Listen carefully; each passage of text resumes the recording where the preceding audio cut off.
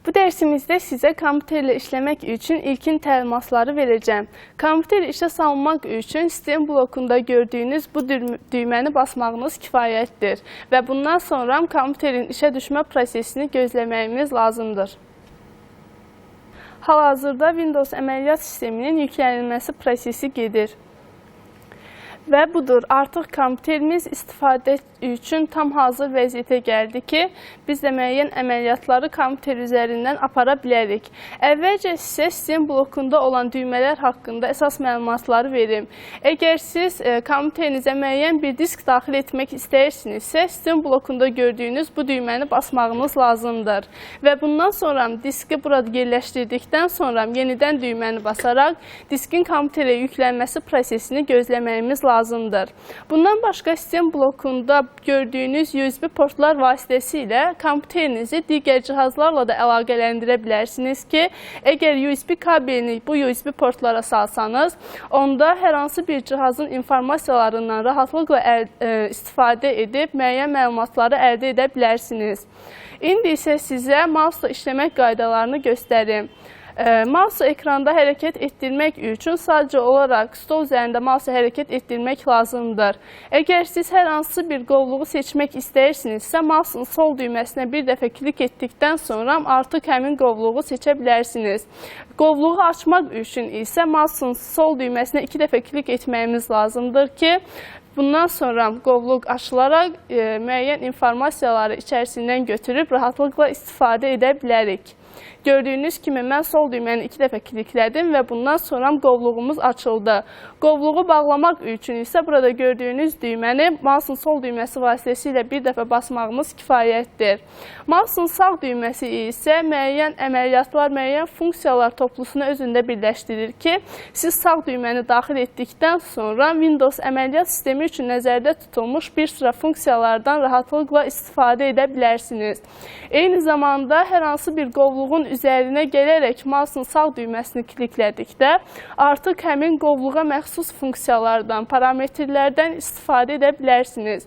Bu funksiyalara misal olaraq kopyalamaq, yapışdırmaq, eyni zamanda qovluğun adını dəyişdirmək, silmək funksiyalarını misal göstərmək olar. Klaviatura ilə işləmək qaydasını göstərmək üçün Word proqramını açım. İndi isə sizə klaviatura ilə işləmək üçün əsas məlumatları verim. İlk öncə onu qeyd edim ki, klaviaturada düymələr müəyyən qruplar altında yerləşdirilib ki, burada gördüyünüz kimi bu düymələr hərf düymələri adlanır.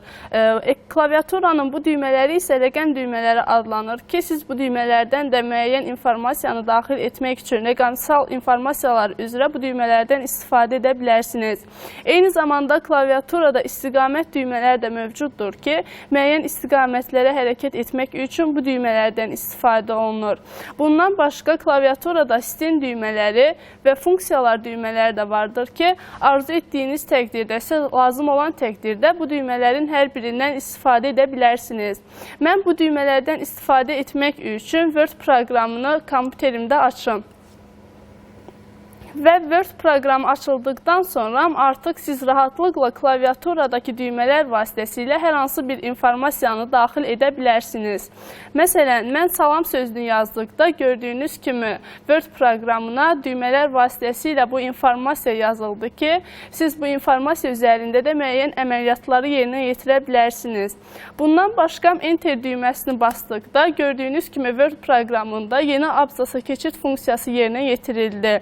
Eyni zamanda klaviaturadakı Tab düyməsi isə abzası müəyyən boşluq ilə başlatmağa imkan verir ki, siz hər hansı bir mətin yazdıqda Tab düyməsindən də tez-tez istifadə edəcəksiniz. Bundan başqa Caps Lock düyməsi hərfləri, bütün simvolları böyük hərflə göstərir ki, mən Caps Lock düyməsini basdıqdan sonra salam sözünü yazsam, gördüyünüz kimi artıq daxil etdiyim informasiyaların hamısı böyük hərflə göstərilmiş oldu. Eyni zamanda yenidən Enter düyməsini basaq. Bundan başqa Shift düyməsi də vardır ki, Shift düyməsi hər hansı düymə vasitəsilə birgə kombinasiyası şəklində müəyyən bir funksiyanı yerinə yetirir. Məsələn, mən Shift və A düymələrini bir yerdə bassam, artıq hal-hazırda məndə A hərfi simvolu böyük hərflə olduğuna görə, çünki caps lock düyməsi basılıdır. Shift və A düymələrinin birgə basımı nəticəsində isə həmin hərf kiçik hərflə göstərilmiş olur. Bundan başqa klaviaturada gördüyünüz Shift və Alt düymələrinin birgə basımı nəticəsində sistemin dili dəyişir və siz rus və ingilis dillərinin hər hansı birindən rahatlıqla istifadə edə bilərsiniz mətn üzərində. Kompüterdə Word proqramına hər hansı bir boşluq qoymaq üçün isə gördüyünüz bu düymədən istifadə olunur ki, müəyyən boşluq üçün bu düymədən rahatlıqla istifadə edə bilərsiniz. Eyni zamanda gördüyünüz bu funksiyalar düymələri vasitəsilə də hər proqramın özünə məxsus müəyyən funksiyalarından istifadə edə bilərsiniz.